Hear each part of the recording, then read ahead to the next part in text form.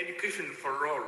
I thank James Blomfield, Tony Camilleri, and Thomas Camilleri, together with staff at True Education Partnership, my teacher Ben. The Global School Alliance will lift up education for all students from around the world. Let us embrace it with too much peace and joy, was the only solution for education for all. The Global School Alliance will lift up education for all students from around the world. Let us embrace it with too much peace and joy, was the only solution for education for all. The Global School Alliance is an amazing online community to connect schools and educators around the world. Through collaborating with each other and giving opportunities for students to reveal global citizen skills to be job creators and job seekers. The Global Schools Alliance, let us look at the Global Schools Alliance.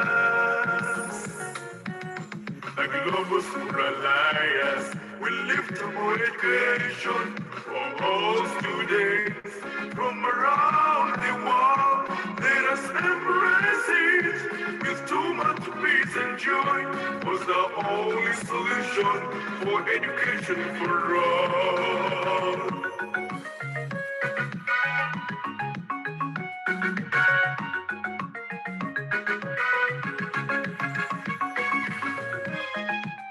The Global School Alliance is our solution. Education technology, digital literacy, education quality. The Global School Alliance is our solution. The Global School Alliance is our solution. Education technology, digital literacy. The Global School Alliance is our solution. The Global School Alliance is our solution. Education technology, travel experience. The Global School Alliance is our solution. The Global School Alliance is our solution.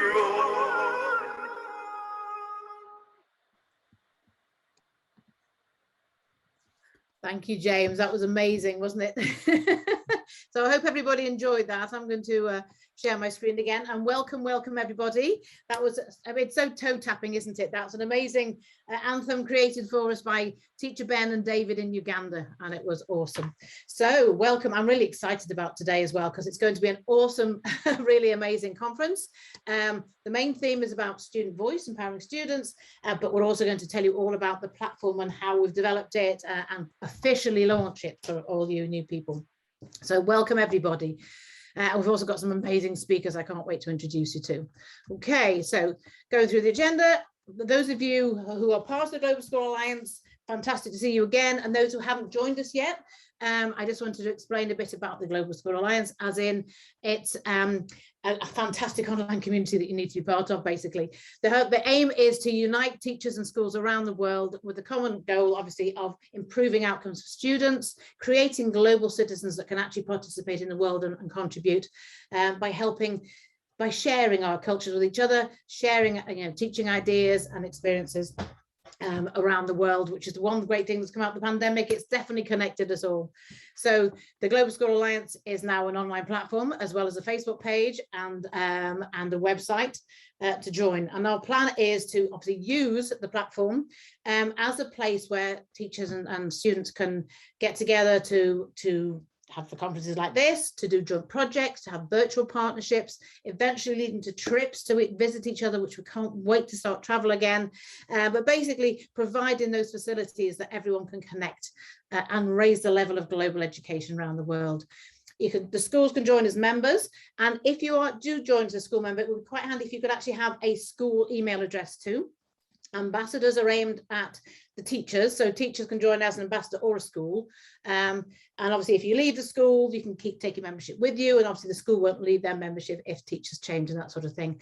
And our wonderful ambassador pros are more proactive members who are actually helping us to share the great news and expand the membership, and also to contribute to the platform and to conferences like this. For instance, Fetty is one of our ambassador pros, is actually going to be speaking today as well. So that's the ambassador pro level membership.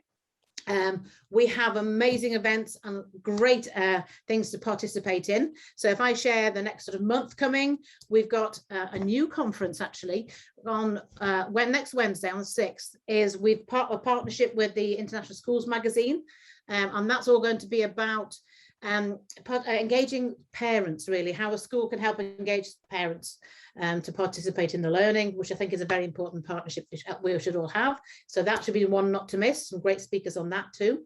Then we've got our What's Exciting in Education with EdTech businesses and everyone giving us an idea on what the new developments are. So join that to find out what's new and what excites people in education at the moment. Followed by the school fair on the 21st. School fair is what I call a speed date as well, where you can have a face-to-face contact with some companies that have some great offers and ideas to share with you. Hopefully get some discounts and special offers from them too. And our next conference will be on the 28th of October, similar to this, the next monthly one, 28th of October. So make sure you've got your diaries all filled with that, so you don't miss out on anything. So this is obviously the webinar I mentioned on the 6th of October with the School Management Plus, how to strengthen parental engagement in a digital world. That definitely is exciting, and don't miss that. And we've got a lovely survey. We're hoping it's going to work today. So I'm going to hand it over to James to see if he can launch the survey. And it's because obviously we're talking about empowering students, student voice. The question was really, how much do you involve your students in planning your lessons or in planning what you're going to deliver? James, are you able to launch that? Tony, could you make me host, please? I'm not a host, unfortunately. I think Yasmin, could you make James a host so that he can share the survey with us? I can see it now, I think. Yep, all done. Thank you. So is the survey launched? Can people see the options? Yes. How much do you involve students in planning for your teaching? Oh, thank you for answering. It's great people are participating. Well done. Sometimes, regularly, sometimes, or never. Yeah, more than I anticipated, actually. I wasn't sure how much involvement you gave students in what they were learning, but it's great. Very small amounts, say never. Sometimes it seems to be, yeah, I think it's difficult to do it all the time, to be honest, isn't it? Fantastic. Shall I end that now? Yeah, I think that's quite a good... and I'll share the results.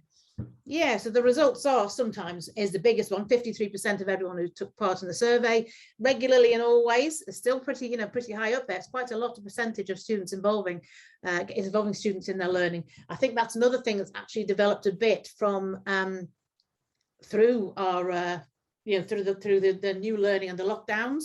I think that's a sort of evolved from that a lot at the moment, hasn't it? Wonderful. Are you okay to close that off and I'll move on? Is that okay? Indeed, and I was just going to show one slide that Hannah has just reminded me that we should be showing today, and that is this one. I do excuse my untidy desktop. Can everybody smile, please? We want everyone to put your cameras on and show us you're there, because we're hoping to, share everybody's lovely faces. It's like being in the classroom. So please, you don't have to keep them on forever. Maybe we'll give you a couple of minutes to give your hair a brush, practice your smiling, turn yourself on. Okay, please join us. And it would be nice if you stayed all the time, but even just for the next 2 or 3 minutes while we just take a couple of photographs of you. So smile. I'm going to shut my mouth because all the photographs of me have my eyes closed and my mouth open. Shall I take that off? Yeah, thank you so much, guys. Wonderful. Okay, so we will actually do that again, I think, at the end, just to give the people who are joining late a chance to be in on the photos too. Thank you, everyone. It's nice to see faces. Wonderful. So let's carry on with the conference. So the agenda for today, obviously I'm welcoming you. we're expecting David. Has David joined us? So David will be doing the speaking first, his speaker first. Then we're having Amelia, who is the president of our secondary student council. Then Tatiana from Moldova, Fethi from Tunisia, and then we're going to tell you all about the platform launch and the new exciting developments on the platform, which are very exciting. So I was actually going to run through the slides somewhere, James, of the student council. So this, yes. Yeah, okay. Sorry, So further on. Yeah, sorry. No worries. So basically, the our contribution towards the student voice and the fact that we are very passionate about giving students voice and enabling students to participate in their learning and giving a voice for themselves is that we have set up a student council as part of the Global School Alliance platform. So there is a space for a secondary group and a primary group. There's a link on the site to join, so the student council, and the whole point is it is led by the students. It's the only place on the platform that students participate or can join. The rest of the platform is mainly for teachers and schools, obviously. So this is a ring-fenced area to make sure the safeguarding. There will be a teacher would need to be present, obviously, to make sure that mainly just for safeguarding reasons, but the students need to lean it. We want them to be able to talk to each other about things they're passionate about, choose a project they'd like to do as a student council. The students can represent the school, can also have a say, and then those students in the school would feed back to the school, run the project, and they can share it between them on using the platform. So that's the link to join. Like I say, the primary is up to 11 years of age. And again, this will be mainly as form of a Zoom meeting accompanied by the teachers. We're trying to find a time that would suit the majority of members around the world. So at the moment, we're trying the 8:30 a.m. timing. It can change, or we might have different timings for different parts of the world. But for the first few ones this term, we're looking at 8:30 UK time for about an hour. And you can have up to 10 students from your school, representing your school on that council, and we're going to give them voice. We're going to encourage them to talk to each other, to think of a project they'd like to do together. They can think of the topics. They might just want to celebrate and share what they're doing. It's going to be led by them as much as possible. And we're going to have a chat. David, when he talks to us, he's going to be one of the coordinators. He's basically leading for every school in Ireland, and he's going to help coordinate that primary student council. The secondary student council, again, is for 11 years and older in secondary education. We've already had the inaugural meeting, and Amelia is going to have a chat with you in a minute, because Amelia is our president of that, and it was actually a lot of it has come from Amelia. She's looking at the Constitution. She's set up so much, and she's really inspirational. So I look forward to hearing her in a second. And again, this on the secondary level, we are allowing students a login too. So the teachers do need to monitor it and will be supervising it and be in the group, but that they will have their own logins to have their own say to access the secondary council. So you need to register using the registration form. I think, do we have a picture of the registration form? So it's on the platform. There's a registration form for you to register your school. And in the secondary case, give us the names of the students. We will then provide them with a login, which you will give back to them, so that they can access that space. And it is only that space that they can access.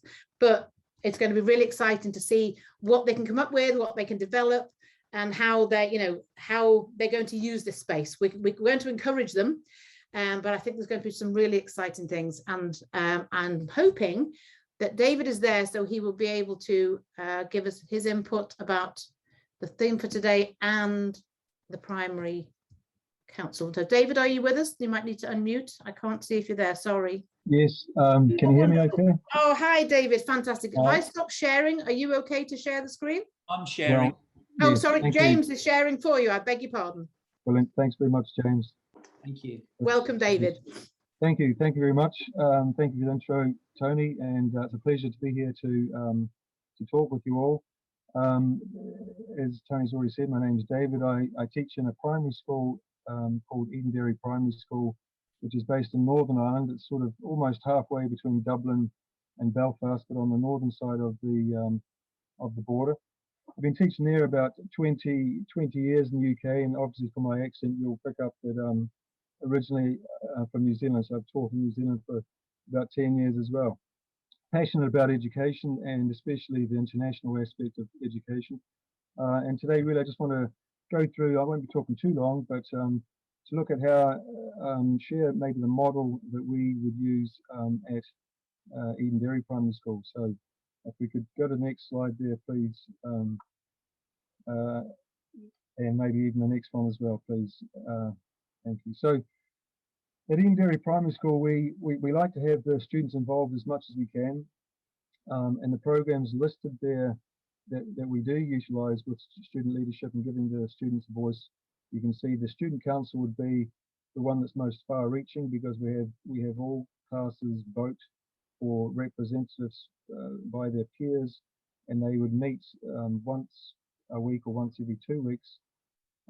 We have Playground Friends, which is more of a senior program, where our senior students, the sort of 11, 10, 9-year-olds would go out and assist. I have a wee video of that later on. The ambassador program we run, and that is in tandem with some of our international programs like the Erasmus partnerships and other British Council and EU funded programs, which sadly, now that the UK is outside of the EU and the whole Erasmus program, we miss that badly. And through the Connecting Classrooms British Council program, we have a direct one-on-one link with a school in Jordan. Next slide, please, James. Thank you.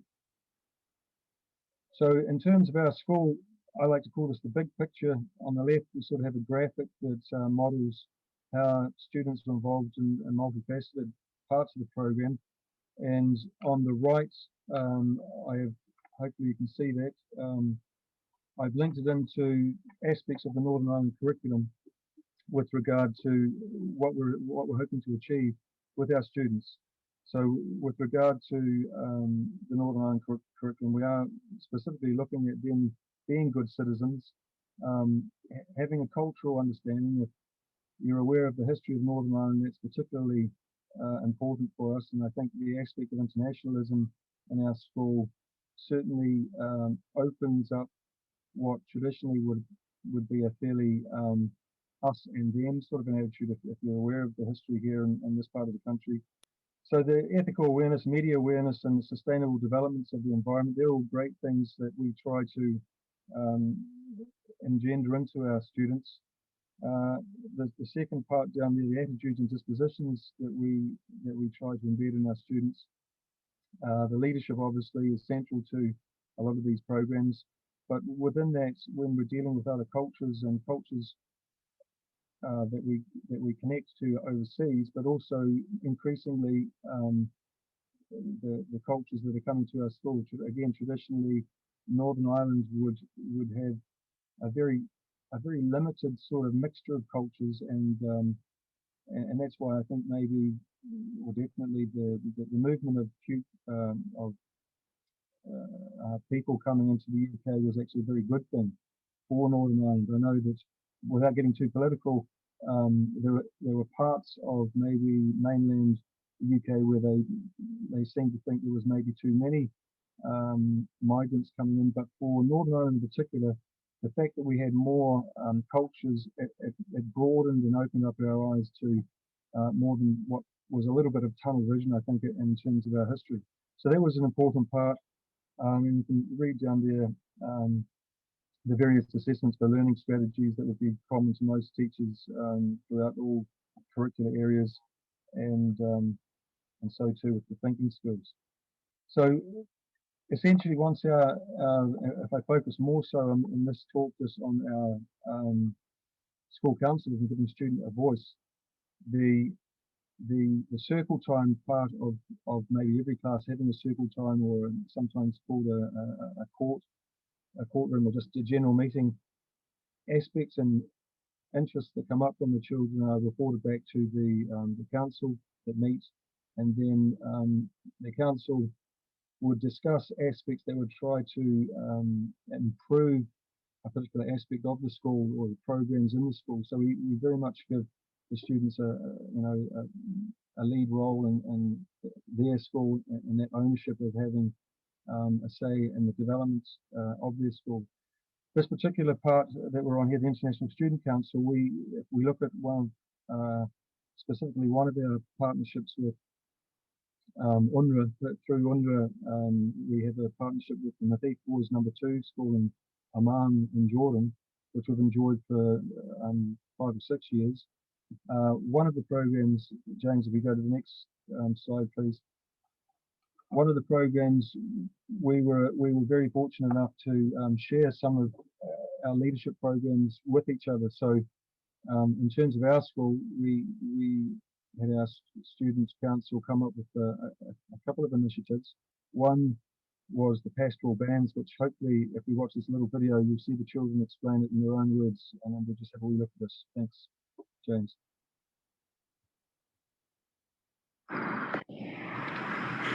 And then stop. Secondary primary school, Northern Ireland, a wee playground friend.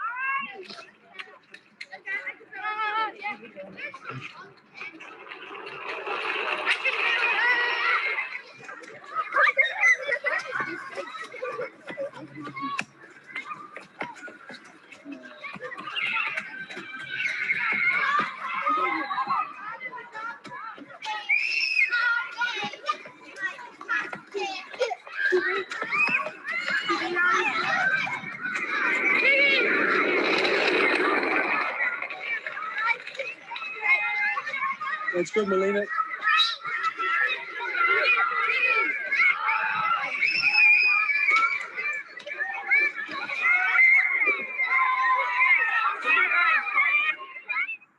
We are playground friends. Our job is to make sure everyone's happy. We move around the playground to make sure everyone is happy. Sometimes people get hurt and we are here to help them out. Sometimes people get lonely and we are here to help them play new games. Playground friends help to sort out other people's problems. Respect. Cooperation. Kindness. Responsibility.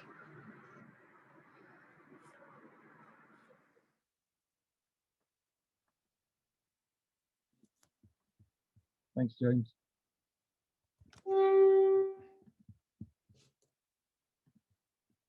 So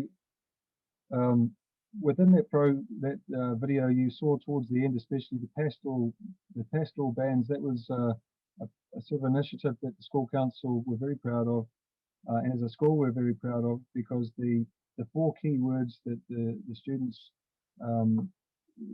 came up with were generated from the student body, from the students themselves.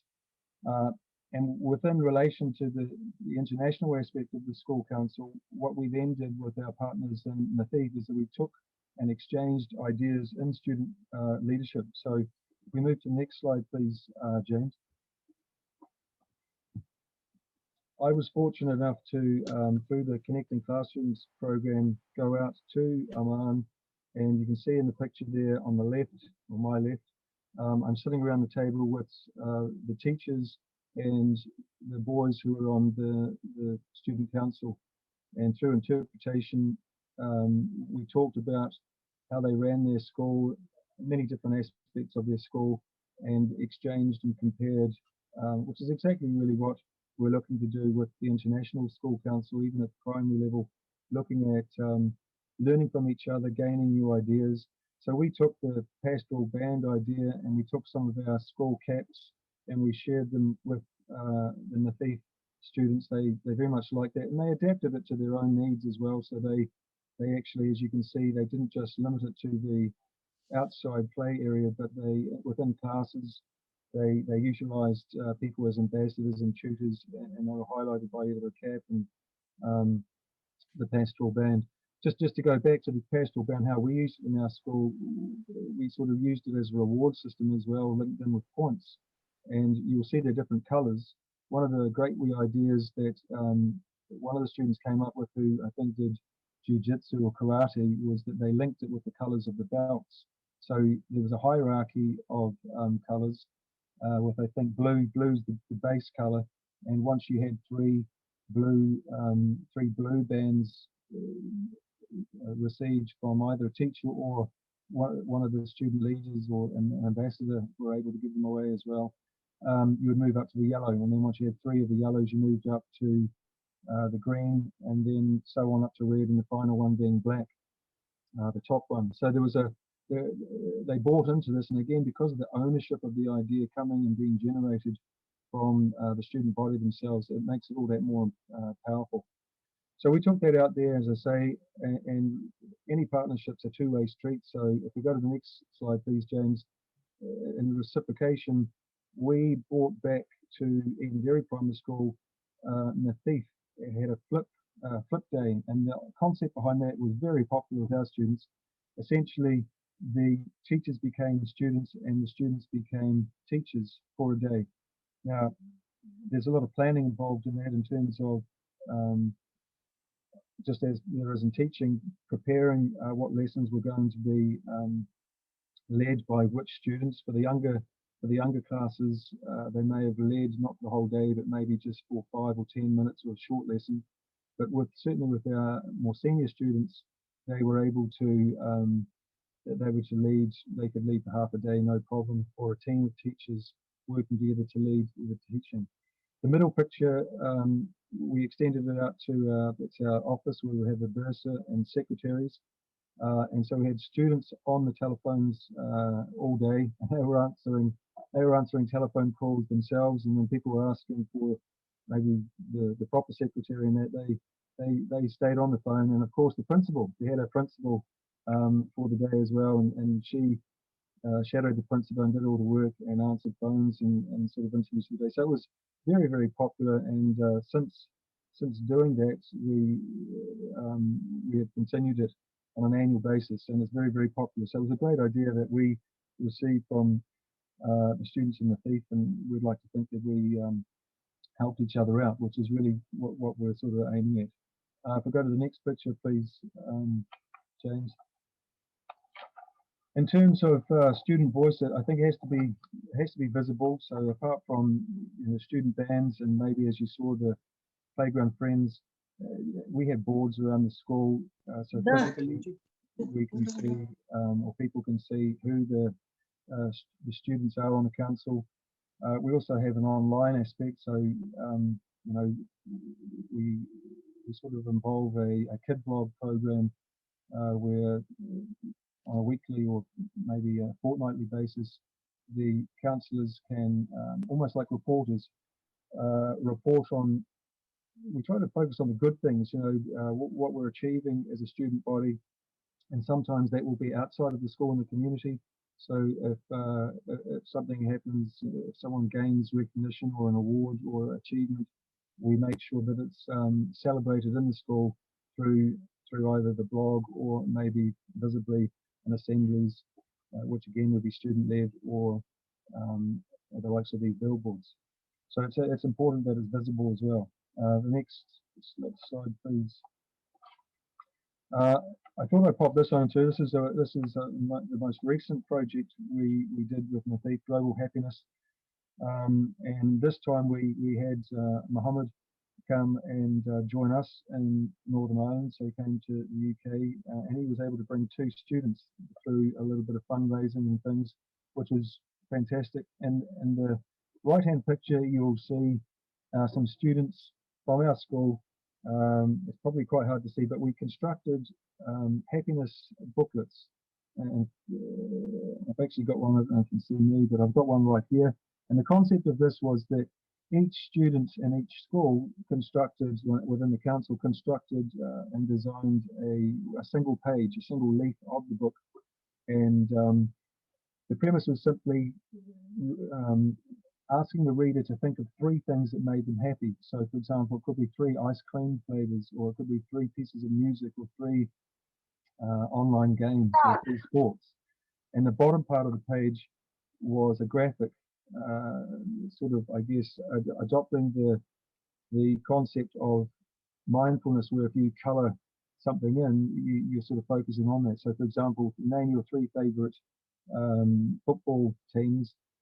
One person had written at the bottom there were some icons, or 3 of your favorite pets, and then at the bottom of the page there were maybe pictures of different pets for the person to draw. And then everyone had a part, everyone designed a page, we bound it together, and then we were able to share that. And from our point of view, it was part of a young enterprise program, so it fitted in nicely with a business aspect program that we had to develop something as a classroom. I extended it to my own personal class, where we had to come up with a product that we could sell from concept to publication. So that worked very, very nicely as an idea as well. If you go to the next page, please. This was just a sort of a side thing through an e-twinning. Again, it was to do with school council, and I was looking at trying to coordinate school councils throughout Europe, and we had school councils from Italy and Poland and Finland, Greece, and when we were still in e-twinning, I got Jordan was an e-twinning plus country, so I was able to join in. And during our time out there, we came across the UNRWA Parliament, student parliament, and they were having a hard time at that particular time. Was you remember President Trump was withdrawing funding from UNRWA, and the Americans and the Europeans tend to be the main fundraisers, but it was having a huge impact on schools and hospitals. And so there was I guess we showed solidarity, and we came in and supported the program through e-twinning and various things, and tried to spread their word and give them assistance, and they very much appreciated that. And again, that's another avenue I think we could possibly go down in terms of developing this international school council. The next slide, please, James. I put this one in simply I'm sure as teachers we all know about Bloom's taxonomy. In my day it was just the taxonomy, and I was very interested in the revised taxonomy and how it linked in with computers and the digital world, the digital taxonomy. So I just put that in there because I think a lot of the I guess the critical thinking, 21st century skills and creativity and collaboration that you find you can do through the internet is very powerful, and it sits up there quite high, as you can see, commenting, blogging, and analysing things. It fits in very nicely. So from a pedagogical point of view, it's a very sound practice to employ. And then finally, I think the last one, please, James. And really, that's just asking you, if you are keen to do something like this, be involved in programs. It is free through the GSA. Students collaborate, they enhance digital skills. As I said, given examples of solidarity and problem solving. Very authentic. I think if you can make learning as authentic as possible, it has more meaning. And if you give the students ownership of ideas and give them a voice, you'll find that teaching is it's a lot easier in terms of motivation and getting them on board and letting them go. Sometimes you have to hold them back, but it's a very powerful tool. So I very much recommend it, and hope that many of you would join and sign up for the student council, the primary version of the student council. And that would be all for me. James, anything else to add? Thank you so much. That was brilliant. Thanks, David. That's fantastic. And again, I love the lovely practical ideas you share with us. And like I said, looking forward to seeing some of our schools getting involved. I love the idea of the flipped learning and the students taking, actually taking lessons or running assemblies. I think that is awesome. I know you can't stay all evening, so does anybody actually have any questions very quickly for David? Because we normally have the questions and answers at the end, but I'm not sure if David's going to manage to stay to the end. Were there any specific questions? I don't know if you can say any in the chat for me, James. Are there any specific questions? Because if so, put it in the chat quickly, because we haven't got much time. Joining us, and she, I think, is also supporting David in helping to advise the running of the Primary Student Council. Wonderful. So basically take part and find out, contribute and help build this, because basically like with everything in Global School Alliance, it's with members for members. So help us develop this out, join in with all these sort of activities, help us develop it out so it's exciting for everybody. Thank you so much for that, for David. Thank you. for taking time out. So I wanted actually to introduce you to Melia next. Now Melia is the president of the Secondary Student Council and has been the driving force behind it and is amazing. So Melia, if you're there, I'm going to stop sharing and I'd love you to say a few words, please. Are you okay, Melia, to unmute and join? Yes, I'll be sharing my screen right now. Fantastic. Can you confirm that you're seeing my slide? Yes, thank you. That's wonderful.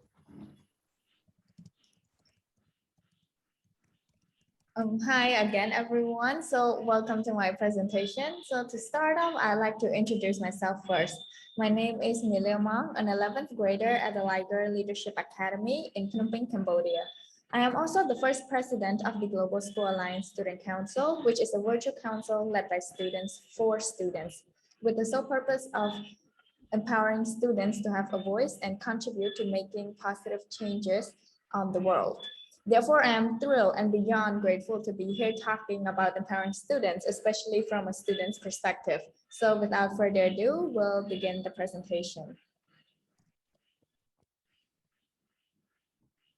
So I'm well aware that school may not be the most fun topic to talk about, or at least for most students, but why is that? Why don't fun and school go together? So I used to feel a similar way, but it was because I was learning in the conventional classroom. And the conventional classroom goes beyond than just the physical classroom, but also the teaching methods as well. So traditionally, it has always been learning from the textbooks, listening to teachers, taking notes, and finally taking tests. And we all know how taking tests, the anxiety of taking tests could do to a person. And speaking from experience, it was kind of boring. Although the content is new, but it still feels repetitive, and eventually students would lose interest. And as we're transitioning to this new online learning, more than ever, students need to be motivated to learn. We need to feel the desire to learn without the guidance from our teachers. So before going further into the presentation, I just want to give a quick disclaimer that what I will be talking today is based on my personal experience, and this may not be the same for every student. So now that I get the disclaimer out of the way, we can get right to the presentation. So first and foremost, I believe that establishing a healthy relationship between the teacher and the students is very important because communication is key. So once a healthy relationship is present between the teachers and the students, then the other methods will become so much more efficient and so much more effective. So this could take in many different forms, but I would say one of the most common ones would be to get to know your students, actually spending time getting to know them, getting to know their hobbies, their capabilities, getting to know who they want to be in life, not what they want to be in life, and maybe get to know their learning styles. And another important point here is that it should go both ways. Students should also be able to learn about their teachers, getting to know their teachers.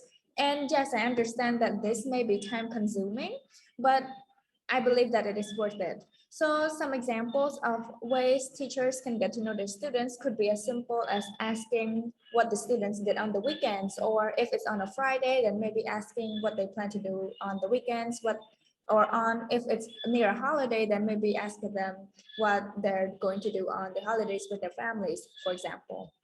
So once a relationship is there, then engaging the students in the classroom would be so much easier. Making them feel like they belong in a class is so much easier because now they feel comfortable around their teachers because they actually know their teachers. So instead of just asking and answering questions, now it has become a conversation between teachers and students. And when there needs to be a class discussion, students would feel comfortable sharing their ideas and opinions because they feel safe. And this is essentially what we're trying to do in the Global School Alliance Student Council. We're trying to create this safe platform for students to share their brilliant ideas. And I'm actually not gonna talk much about it because I feel like it's already been mentioned a lot. Also, I just wanna talk about a side note that on October 14, there will be an orientation day for the Global School Alliance Student Council. So if any teachers haven't signed their students up for this council yet, I really encourage you to do so because I believe it's a great experience for everyone, and we'll be talking a lot about global issues and trying to solve them. And going forward, there will be monthly meetings, and yeah, so that's just a side note about it, but I won't be going in depth about it. So my next point, this applies to mostly projects, but I believe we can still work around it as well. Facilitating and empowering students so that it feels like it is their project and not just another homework or another assignment that they have to complete for points or grades. So personally, and I think this applies to most students and most people as well, when we know that it is our assignment or our project, we tend to put more effort into it because it is ours. So we will always try to be our best because we know it is our project.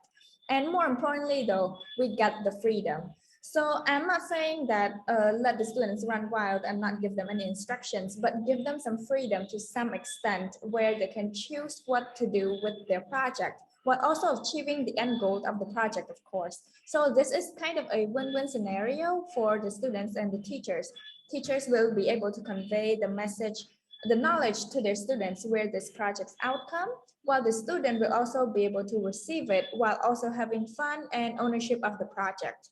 So the thing about this too is that students would even be able to learn soft skills that they may not be able to do without these hands-on activity, without experimenting and following their incredible curiosity. So the third point I want to make is embracing flaws. So I think we all have been in our life sometimes being perfectionists. We always thrive perfection. And I believe it's just normal for us to thrive perfection, although we will never be perfect. We're just human and we'll always be not perfect, imperfect. And the thing about it too is that we should embrace our flaws and think of it as lessons and not failures. And I think teachers should also establish this supportive environment towards students that failures, flaws is okay, and we can embrace that because we can learn a lot from flaws actually. So actually I'll give an example. So as you can see in the picture here, the first two top pictures, I was joining this robotics competition. It was a local, pretty friendly robotics competition.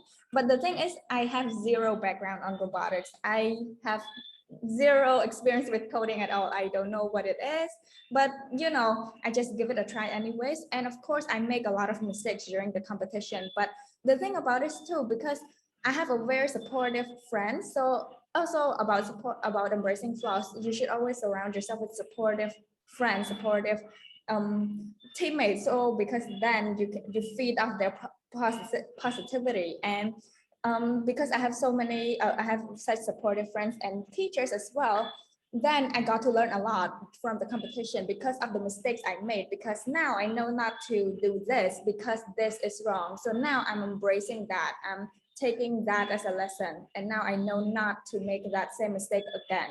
So this is just a simple example of how you can embrace your flaws, and there are so many more ways to do so. So yes, that is basically it for my presentation. Thank you very much. And if you have any questions, please feel free to ask. Thank you very much. Oh, Melia, thank you so much. You know what? It is always fantastic to hear from students. I think we need to listen to you more often. We'll get you on often, but you do it so confidently and eloquently. Well done. That's fantastic. Does anybody have any any questions for Amelia right now? Because I'm very well aware that it's past 10 o'clock at night for her, and it's quite late on a school night. But obviously get involved, and your students will be working directly with Amelia. She's going to be taking them under her wing and doing some fantastic things with them. So I can't urge you enough to join Amelia's Student Council. Are there any questions in? I don't think there are any questions. From Nigel, who says, what a potential leader, taking ownership rather than just accepting the industrial model of education. Brilliant. Yeah, fantastic, Amelia. Thank you so much. That is wonderful. I am well aware that we have to rush on, unfortunately, but thank you for joining us, Amelia. I had to go. These are the slides about the Student Council that I talked about before, so I'm sorry about that. And I'm going to go on to Tatiana, if that's okay. Tatiana, if you'd like to have your input as well on the student voice. I'll stop sharing. So are you okay to share? Hello, everyone. Yes, of course, I will share my own screen. After Amelia's presentation, I'm now thinking about our own student council in the school, and definitely I think my girls would enjoy talking and interacting to such wonderful young people. Okay, I will enlarge this.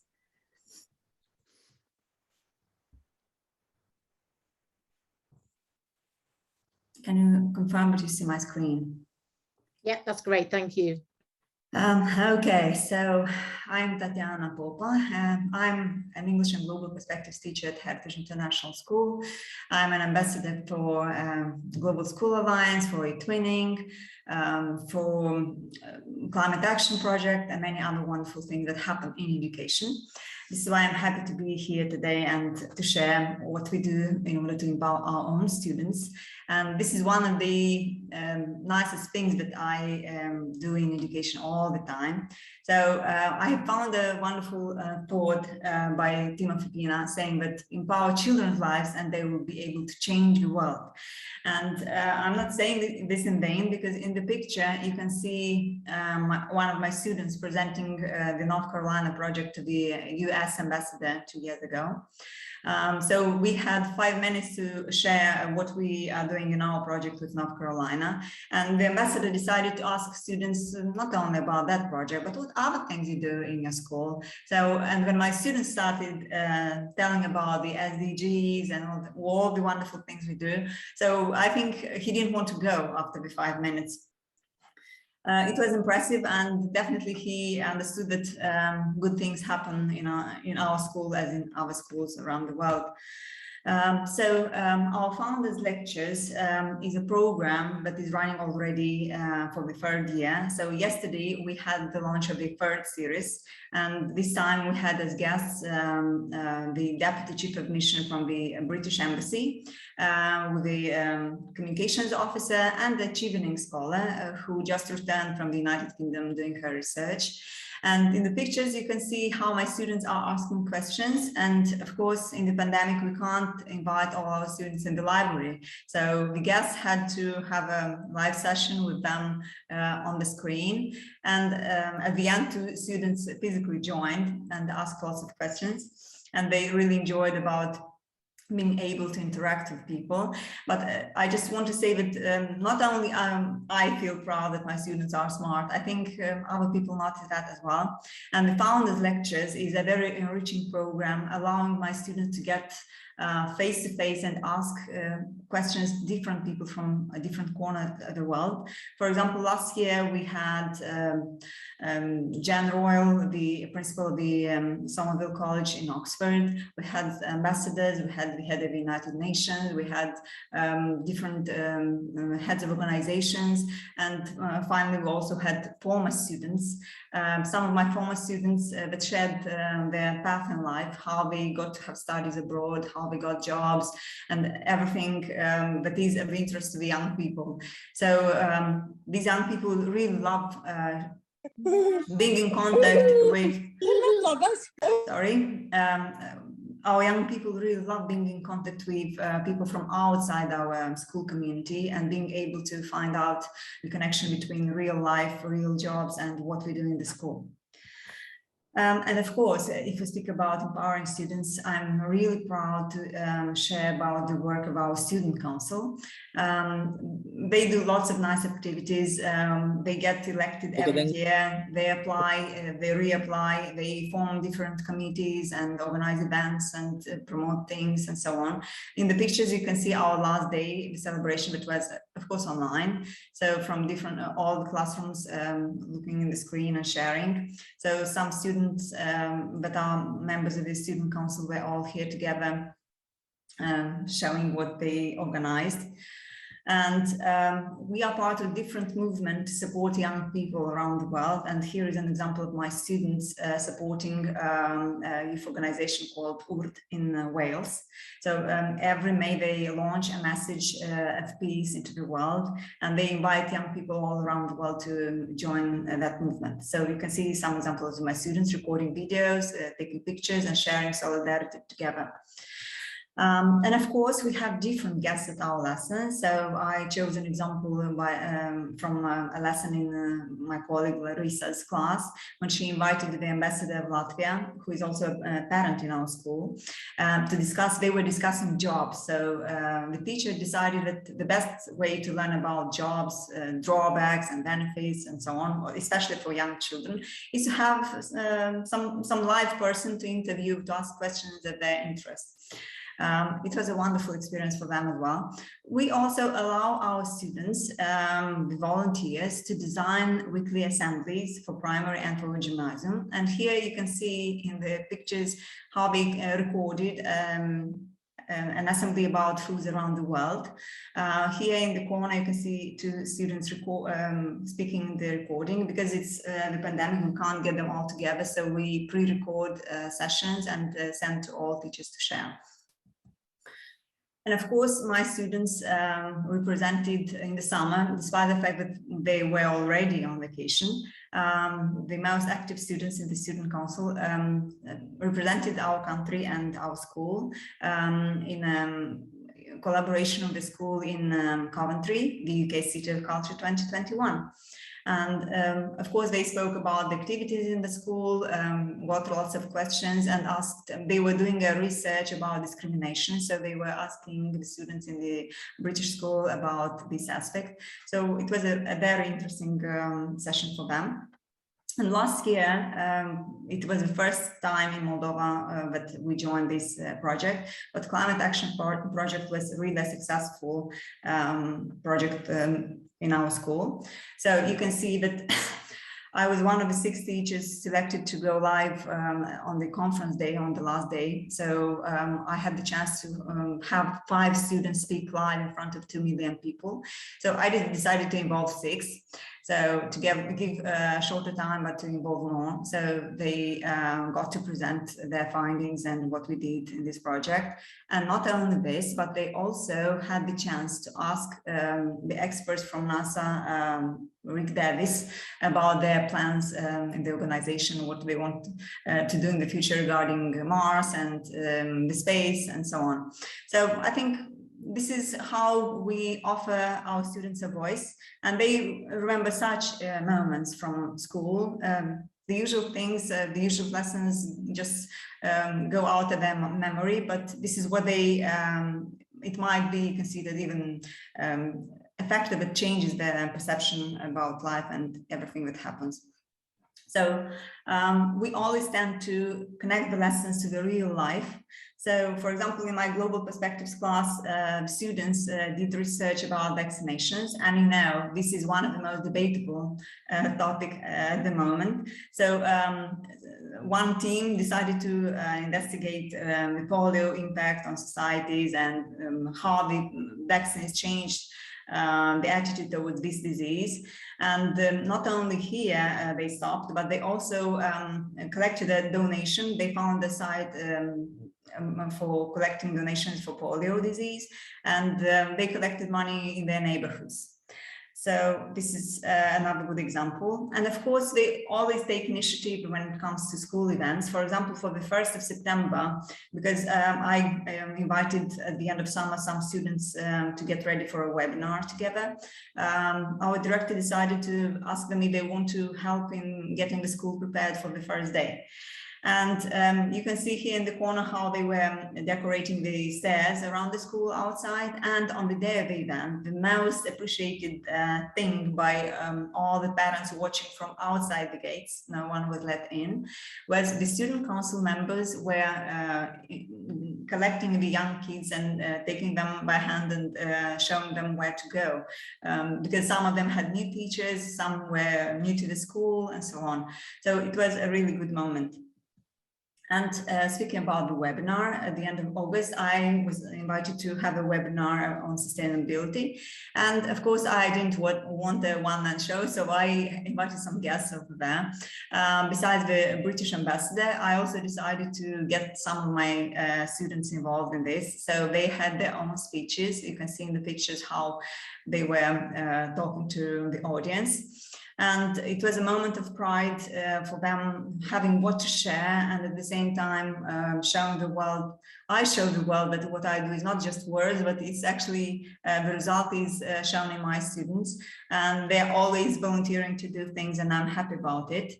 And next event that is still going to happen next week is the T4 World Edu Week Global School Showcase. And my school was one of the 100 schools around the world to be selected again to showcase. In this picture, you can see our Global School Showcase a year ago when we were selected for the first time. This year we were selected again. And if last year I invited only one student to speak, this year I decided that I will be only moderating and all the floor is belonging to students. So they are now preparing speeches in order to go live next week. And another example is a teacher from the primary, and my colleague Adriana decided to, when our president, Maya Sandu, asked students to write letters to tell about their favorite books. Adriana invited her students to write letters and they sent them to the presidency. And they received, in the pictures you can see, they received a letter back thanking for their lovely letters. And the happiness is on their faces.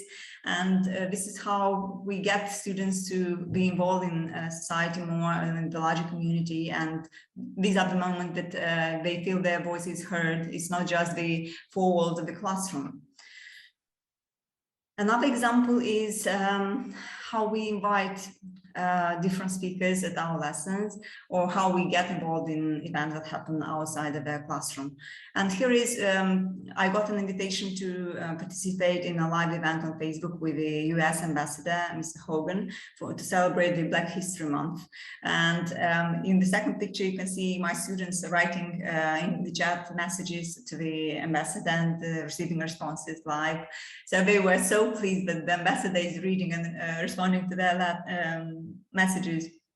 But this is how we bring the world into the classroom. This is what we want these young people to learn, that global citizens are the ones that understand everything and they are in contact with all that's happening outside. And of course, I can't go by not mentioning our GSA Culture Project. I am proud to present our two teams. Betty, hello. The students from Tunisia have already shared some posters and nice video for us to read and to watch. So my students decided that their responses will be video messages. So now there are more messages over there, Betty, but at the moment when I took a screenshot, it's just several.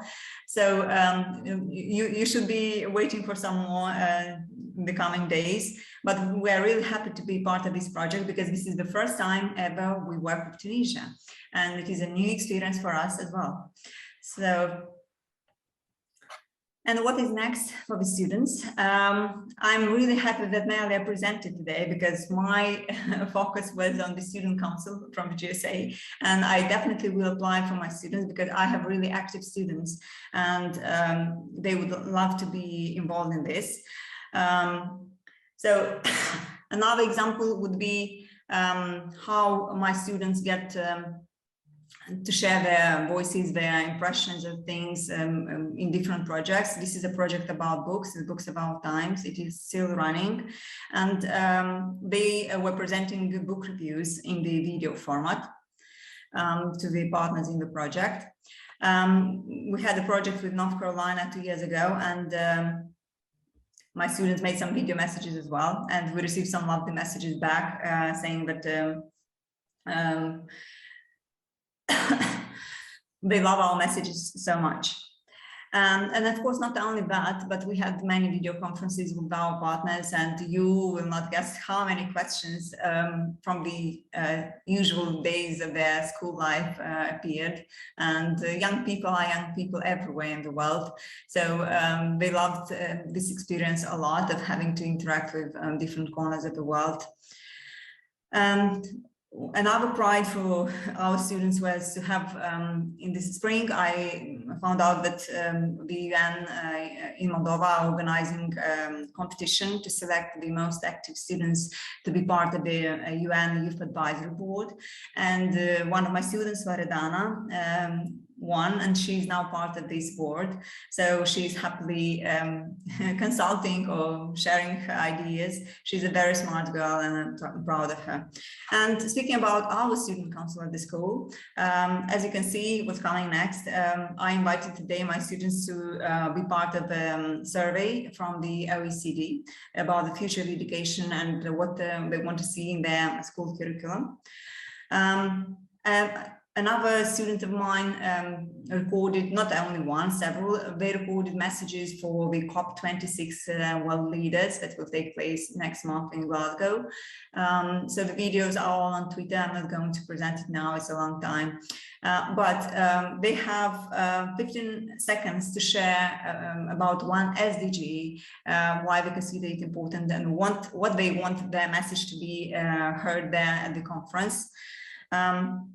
And saying so, I just want to say that we cannot build the future, but we can build our youth for the future. And this was said by Mr. Roosevelt. And this is what I truly believe in. So it is just us, the ones who can help these young people get in a future the way they are, the way we want them to make the change in the world. So thank you. Oh, Tatiana, thank you so much. Another load of great ideas. And I do love the idea of bringing the world to the classroom for them and the guest speakers. Always, always. There's nothing more authentic than someone who's actually in that job.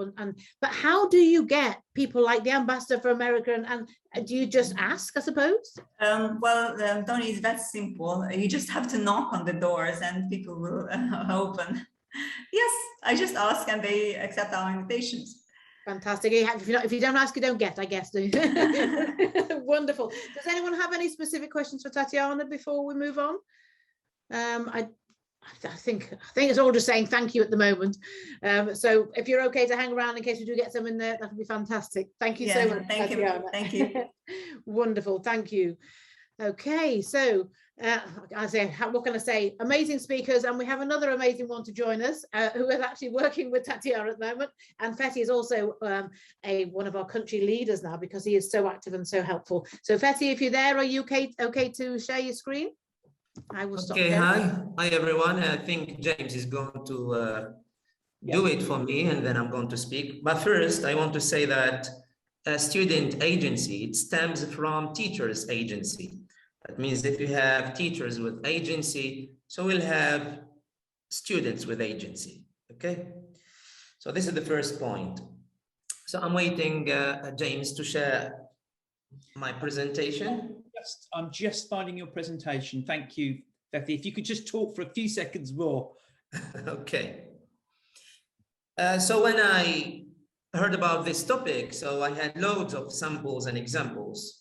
So I tried just to be selective and to focus on some key expressions so that our audience will go back with a clear idea and with useful practices.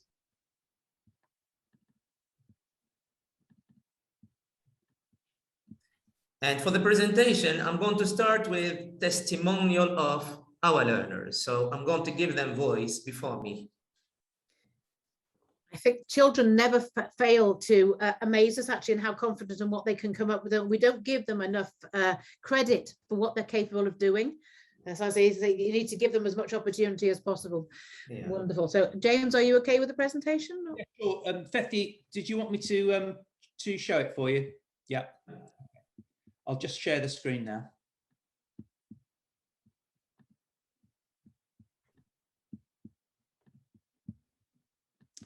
And here we are. I apologize for that small delay.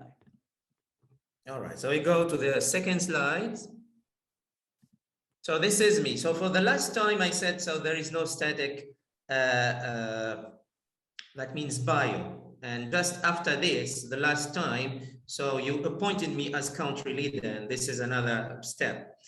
Okay, so thank you so much for this new opportunity. And I'm waiting to see my course maybe appearing, featuring in your great platform soon. So we start with learner's testimonial.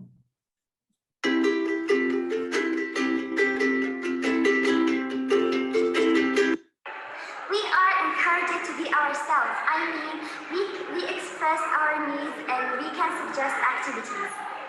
In our classroom, every pupil can choose how to present his work according to his talents.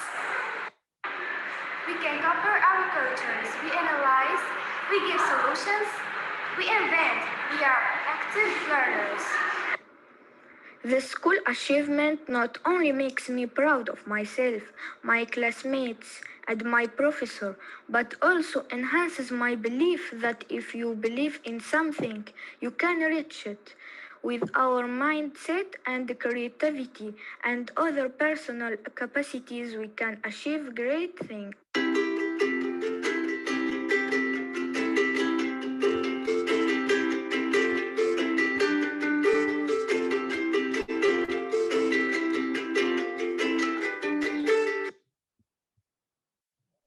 So basically, my presentation, I got inspired from the words of my students. So that they almost said everything. So how to promote student agency? Yes, James. So we start by instilling a culture of exploration and inventiveness. We focus on what is relevant to them and what is in their interests. So it's usually task-based learning. So there is a clear target. We agree on this target from the beginning of this year, and we make it like a type of challenge and a trigger rather than an engagement for assessment or evaluation. Of course, the teachers are here and they facilitate and they also give feedback. So their role is like coaching rather than giving orders. Publishing, which is really important. So publishing as a way of reflecting and celebrating effort. So learners, they need to reflect and notice, then reflect, so that they build on that and then they go to another level maybe. And of course, we have to give teachers agency.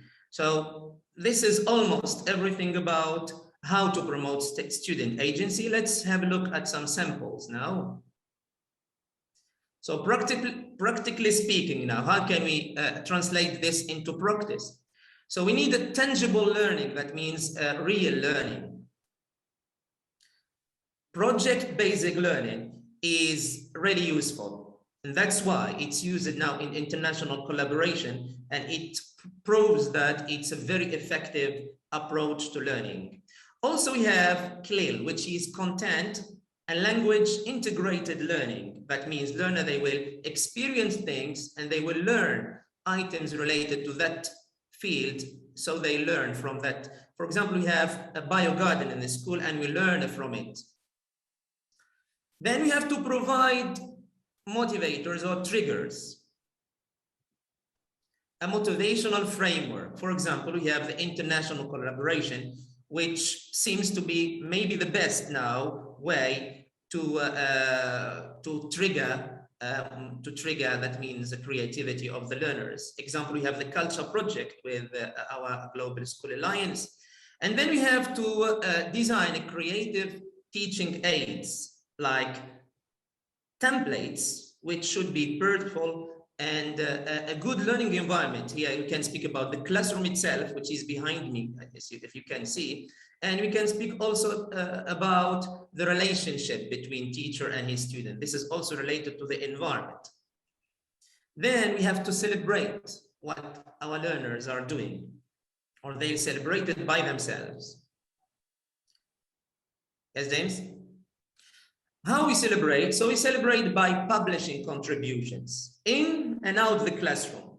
So in classroom we have, okay, the usual bulletin board, and outside we can have a digital way of publishing, like Padlet, like websites, like platform, social media, YouTube, etc., and even the media, the real media, I mean TV and the radio, or newspapers.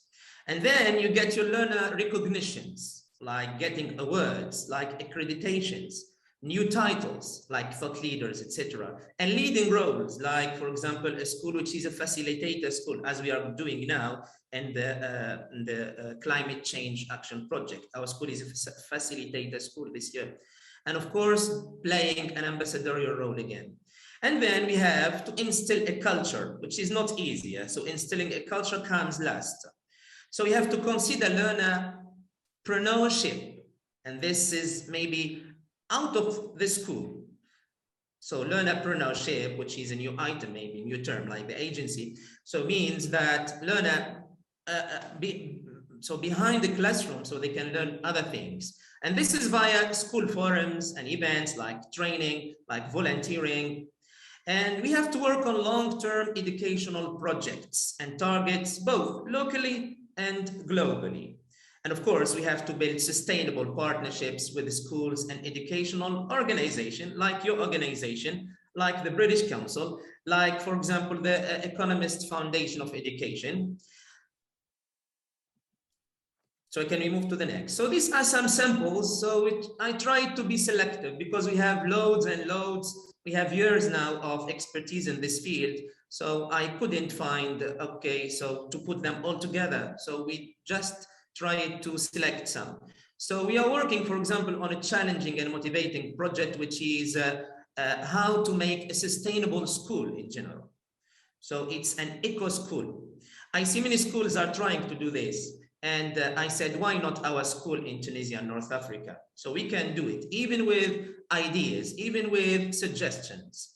So here we have first to design a motivating poster so that learners, so they will take part. For example, here our student, they decided to make a bio garden. It started like that on my right. So it started just like a ground, and we divided it into pedagogical garden, bio garden, fruit garden, compost. And here I'm talking about CLIL, that means learning content, which is maybe new to them, but they learn also English at the same time.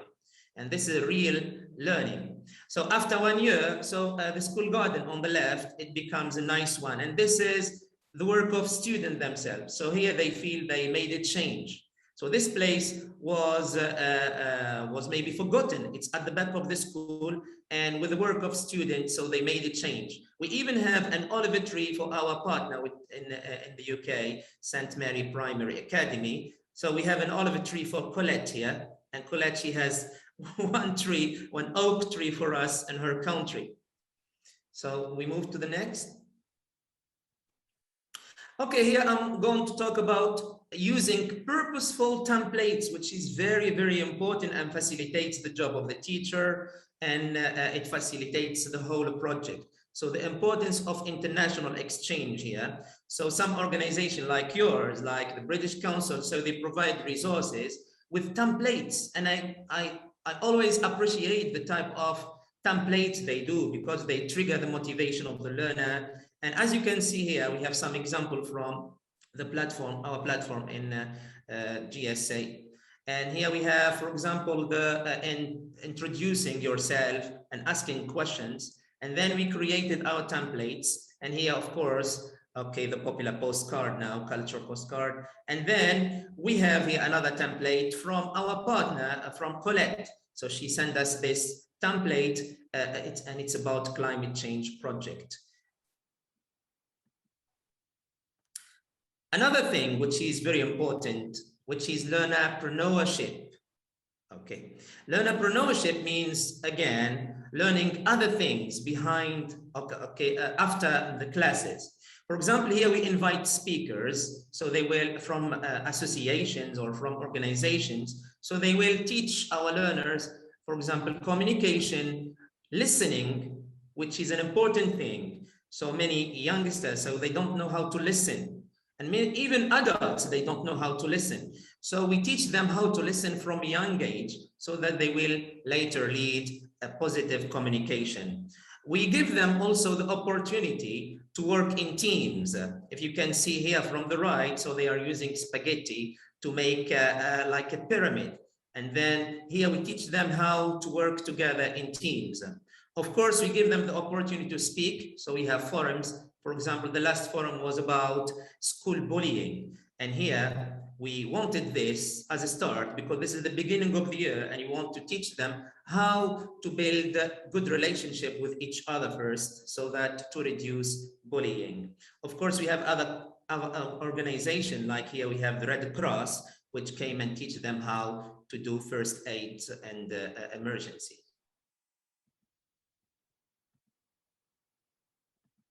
We move to the next.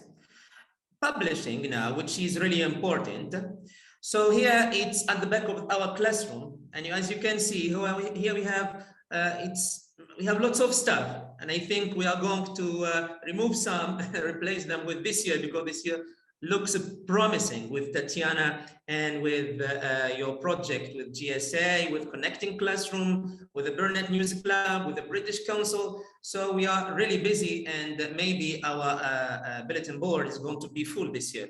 So as you can see here, we have Global School Alliance label, and under it, we have the templates already. So here we have exemplary templates so that learners feel proud of themselves first, and then the other will follow them. And this is also, it's like an evidence that we are doing the right thing.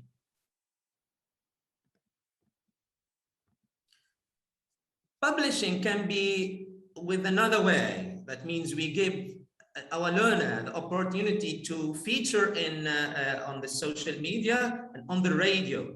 And you don't have any idea, so you don't have idea how much the students they like this, and this is really memorable to them.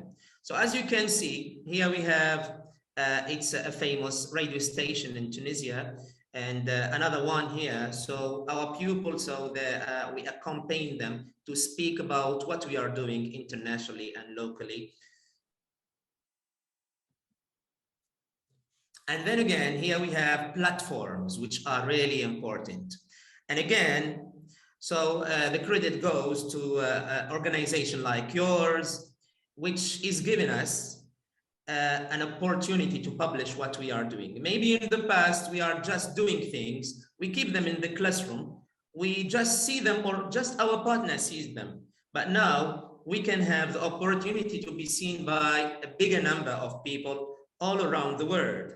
And this way, we can have new partners, other partners, and we can have bigger network. So the students are having bigger network, and sometimes they feel as if they are celebrities because some other country, they want to work with them. So we are working with Taiwan, we are working with Moldova, we are working with the UK. Sometimes we get busy, but we have some types of solution, like working on 2 or 3 projects with 2 or 3 other countries. We call this cluster projects. So here we are publishing our works on the platform of Global School Alliance. And then, of course, we need the teacher agency, which is really important. So a teacher with agency helps students get agency. So teachers who never stop learning, this is what we need. Teachers who create content and share it. Teachers who are good listeners. Teachers who give their learners a first, a second, a third, maybe 4th. That's okay. So they need to give them chances, because everyone needs a chance, because learning is inclusive. Teachers who consider relationships before rigor, and who connect and who care. So this is my presentation. Again, I must say that teachers are the best people in the world. So again, teachers, we want you to have agency, and we want you to be curious. We want you to be ambitious, and go on, please, go to next level. Thank you again, so GSA, for giving me many opportunities in a very short time, and I'm looking forward to seeing my course on the platform. Thank you. You will. Thank you so much, Fethi. Again, some fantastic things to share and practical ideas as well. And yeah, does anybody have any specific questions for Fethi at the moment? I don't know if you can see any, James. Was anybody in the chat wanting a specific question for Fethi at this precise time? I think everyone's just saying thank you so much because there's such wonderful things to share. I am aware that time's marching on a little bit too, and we also wanted to do our official launch of the platform. I think everyone this evening has proved that the platform is for everybody to use and should be used to advantage, and we want to develop it out and continue developing out for the benefit of the members. So we're just doing the official launch. It has been running for a couple of months, but we're officially launching it today. You might have noticed it's speeded up a bit, so we've actually moved to platforms it's on as well. So it should be a bit quicker now, and we've got lots of things to share with you. So as when you join the GSA and become a member, you also need to register on the platform and get a password. What we have discovered a little bit with it being up and running is that sometimes your verification email, which you have to use to confirm who you are to get on the platform, goes to junk mail or you miss it. So don't forget, when you register on the platform, create your own password. You will get a verification email to make it active. So then when you get on the platform, you can participate in all the great things that are on there. So there's the news feed, very similar to the Facebook page, where we want everyone to share and celebrate what you're doing, introduce yourselves.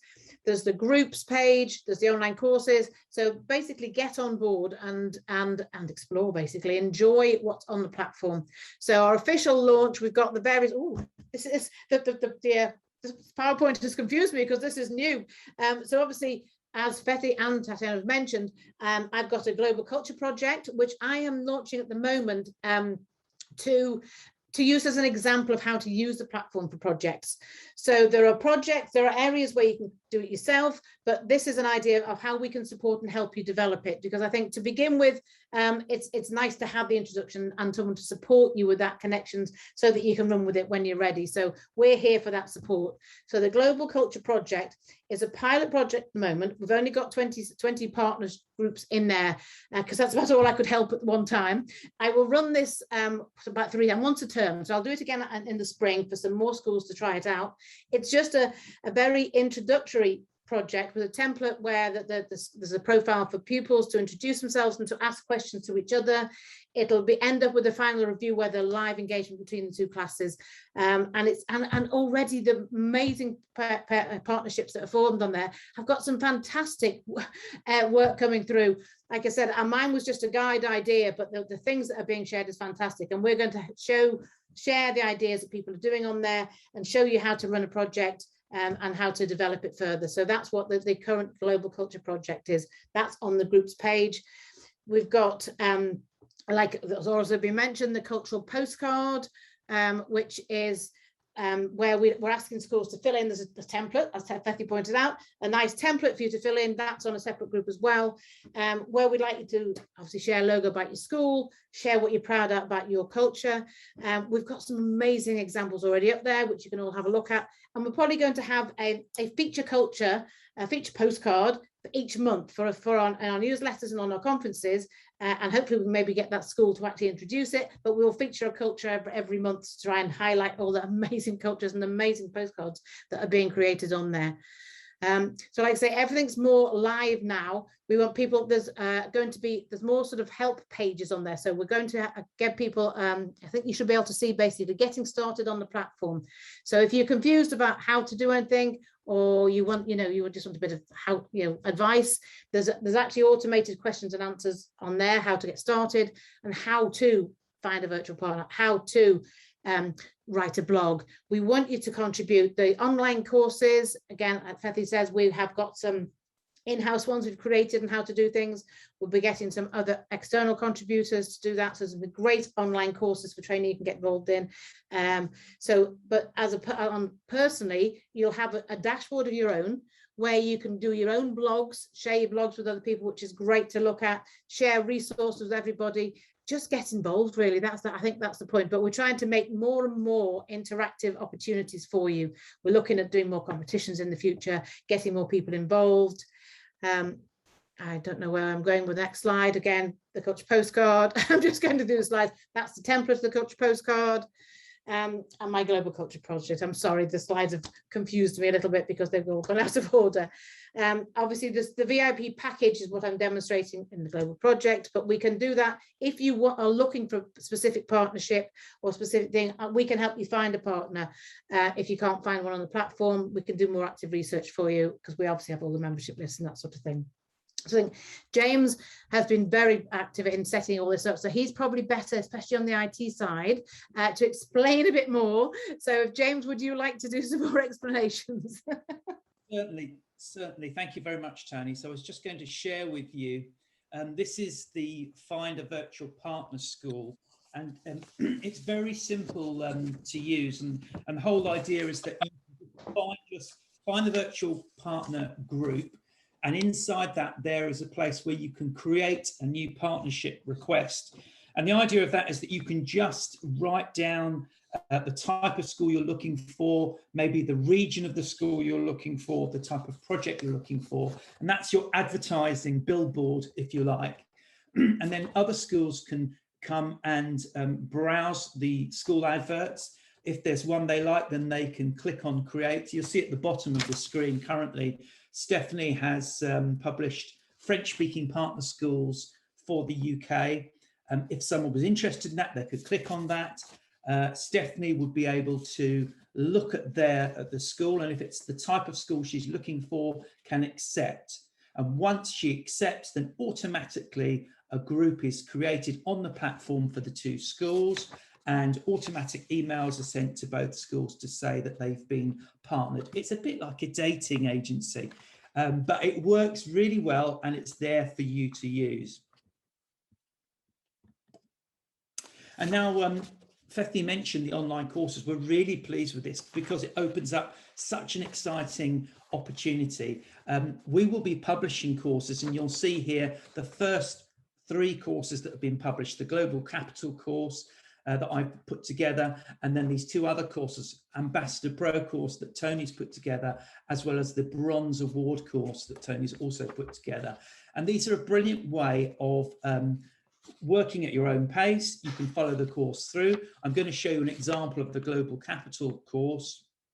So you see here, now I wrote this course, so I've also passed the certificate. So you can see an example if you were to take a course like the Global Capital course. Once you've completed it, it's made up of 4 modules, 17 topics, and 4 assessments. Once you do all those and complete them in your own time, then you get a course certificate, which you'll see in a moment. But if you didn't know, the Global Capital course is based on the WEF, the World Economic Forum's Education 4.0. So it's a great way of finding out all about that as well. If I just go to the next. So you see here, that's just a close-up of the topics and the modules. There you see when you're 100% complete and you've earned your certificate, and that's an example of the certificate that you will receive. Now, a very exciting part of this, if I just go back again, is that, okay, there'll be courses published. And Fethi, could you just remind everyone of the title of your course that you've put together? Oh, I can't hear you, Fethi. You might be on mute. Yeah, it's about the core values of international education. So that's straightforward. So it's about values and core principles, etc. How to go international and what are the effective ways so that you can promote your school first and promote yourself, especially.